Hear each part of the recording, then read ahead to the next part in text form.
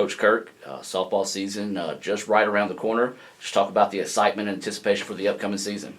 The team is getting very excited right now. They are ready to play. We got back off Christmas break. They've been working hard, doing some strength conditioning, getting back in shape, getting our arms in shape, and just trying to get as many at-bats as we can right now. Well, you're coming off a really good season last year. This is also your fifth season at the college, but you got a lot to replace. 7 players that were named All-North, 2 All-Region players you've got to replace this year. Just talk about the unique dynamic of replacing that type of talent. Yes, it is definitely a work in progress. We did have 7 sophomores last year. 5 of them moved on to either Division II or NAIA schools, and then we had the Player of the Year who just got into nursing school.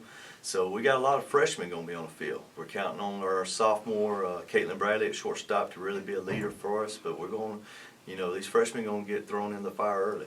Well, you talk about Caitlin. She missed, I think, 22 games last year to a broken hand, but still managed to bat almost 500 and have a pretty productive season as a freshman. Talk about just needing her to kind of lead the charge at the plate and sort of be that vocal leader for the team. Yeah, she's definitely Caitlin's going to bat in the 3-hole for us.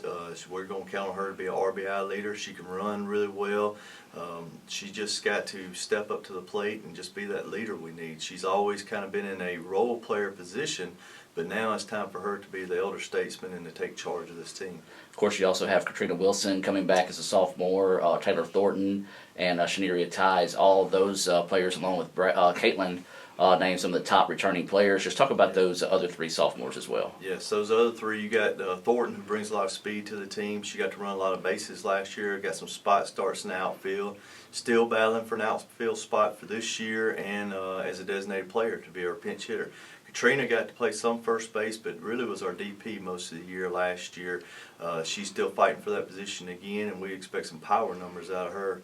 Shaneria had a ankle injury, had surgery right before the season last year. It took her a little while to get back going. She came on late, didn't get as many at-bats, but we think she's fully healthy and has a chance to start in right field and hit for some power for us. Now we talk about the bats. Now in the circle, you've got Bulldog or McDuffie coming back. Yeah. She was led the nation with I think a .58 ERA. Then you also got Cassie Hardy coming back that went 7-3 last year as well. A lot of depth inside the circle this year with I think 3 or 4 freshmen coming in as well. Yes, Bulldog McDuffie, she's going to step out there and go game 1 for us at the start of the year. Left-handed, everything she throws moves. She's really been working on her conditioning and being able to go for a full 7 innings. Last year she was more of just a reliever and came in and threw 2 or 3 innings, and then we got her out. But with a low ERA, Coach probably should have thrown her more last year. But this year she's going to get her money's worth. Hardy threw game 2s for us last year. She's going that battle again.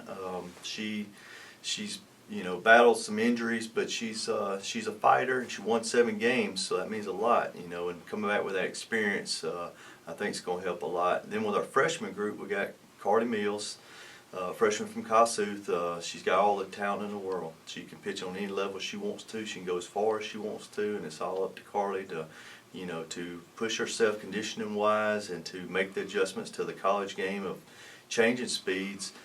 Grayson Wells is going to be a spot starter, middle reliever type. She just spins the ball real well, changes speeds. And then we have Taylor Cressup, another freshman coming in who's probably going to, at the start of the season, take over our closer role. She changes speeds well, keeps hitters off stride. She don't throw as hard as some of the other pitchers, but she's just a battler in the circle.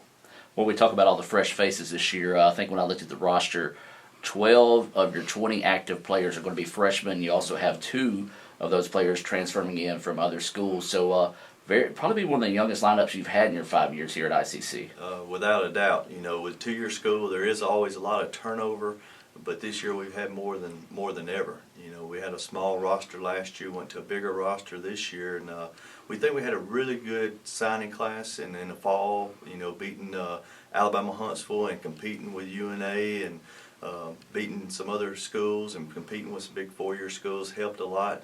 These kids got a lot of experience, but those freshman position players are going to step up for us, step up early. And they're going to get thrown to the fire because the season just right around the corner. You play a very tough Calhoun and LSU Eunice as well in the Pearl River tournament. Yes. Turn around, play Colin on the road, so you're getting tested early for a very young group. Yes, we set up the schedule that way since we're going to an open state this year, so we're going to do a lot of traveling. We've got some overnight stays, so we're going to head to the Pearl River tournaments. Let the kids get used to spending the night. Calhoun's Division I junior college are always tough. LSU Eunice is always in the battle for national championships. So that first day, you know, they're going to see what real big girl softball is all about. And then Colin, tough team from the south, will spend the night again and then play at their place, and they're always tough at home. So it'll be a tough opening weekend for us right there. But our girls got to get used to traveling. They got used to staying in hotels and playing good competition. Well, you talked about the open state. First year for that, the entire state, from Gulf Coast to Northeast to Kahoma, all are in the division now. Just talk about that new twist and the changes that presents to you as a coach.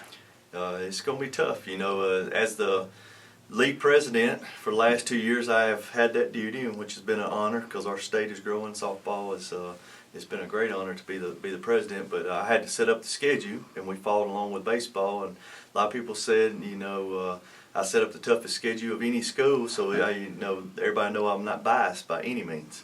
But we're traveling to Gulf Coast, we're traveling to Jones, and we're traveling to East Central this year, and all three of those were the top 3 teams from the South, and all 3 competed in regionals last year. So it's going to be a tough road to hoe with, you know, playing them, but also our North opponents, and you only get to see everybody once. You know, it's an advantage to see somebody before, but now you're only going to have them that one day. You got to be ready to play that one day against a totally new opponent that you're probably not going to know a lot about.